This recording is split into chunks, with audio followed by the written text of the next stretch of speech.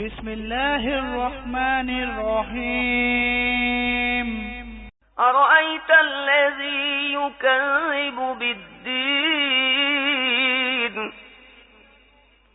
فذلك الذي يدع اليتيم أرأيت الذي يكذب بالدين فذلك الذي يدع اليتيم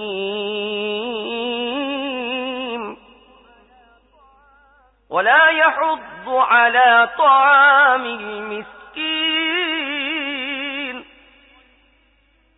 فويل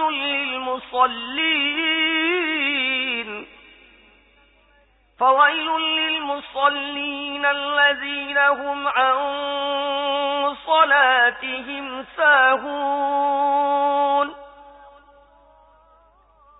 الذين هم يراءون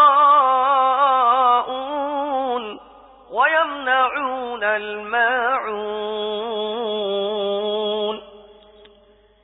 বিসমিল্লাহির রহমানির রহিম।